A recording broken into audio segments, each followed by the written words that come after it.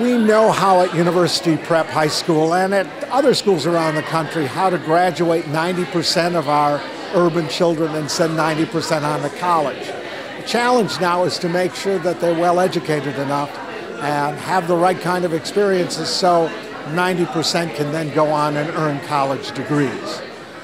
This has been an opportunity for our kids to do hands-on learning, which we all know is more powerful, with college students and college professors. We think it's a hugely powerful way to put our kids on a strong college prep path. And so we see this as a lot of our future. We want to demonstrate the power of this program and then figure out how to do it in all kinds of other fields as well. The students were able to go out to the restored wetlands and do soil and water analysis. They were also able to do wildlife and plant explorations as well. In addition, they were able to go back to the colleges of Marygrove, Kalamazoo, and Albion to complete their analysis with the professors that will also be introduced. I'm Tim Lincoln. I'm a geology member at Albion College and have been involved in this since we were planning it. And it has been really fun and interesting and rewarding on a number of levels. As a teacher, it's been really fun to involve my students with high school students and watch them develop their pedagogical skills. And as a citizen of Michigan, it's been very, very rewarding to be able to come into Detroit City and do some work to help people in Detroit. And it has been amazing to me, the quality of the students that I've been working with, and enormously rewarding to work with them. As a science advisor, this experience has meant a great deal to me and the students at University Prep as well.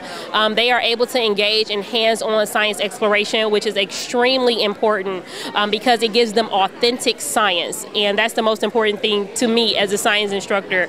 But with the colleges involved as well, the students normally, they have in mind the bigger universities sometimes, and they really don't explore their options with private colleges. MCF gives them an opportunity to do just that. Our procedure was to collect different water samples from the well, the ditch, and the wetlands and rivers. We also tested for pH at the sites.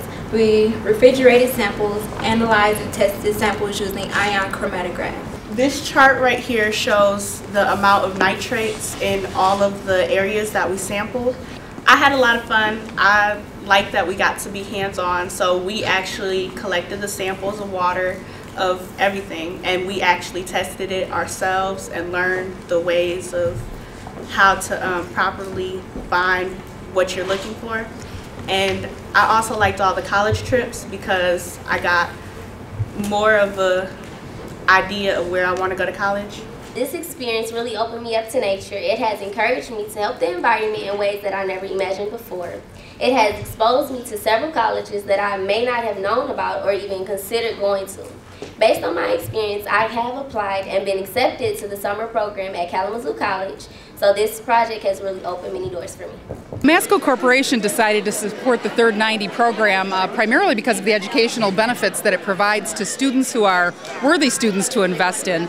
But we've got a very strong interest, in addition to education, in the environmental side, and certainly teaching these kids to go out into the field and develop these skill sets, develop knowledge, and put them to work in real life is just a really promising thing for all of them, and certainly gives back to the environment and helps them to perhaps decide on career paths, that type of thing. So we're real pleased to be a part of the project.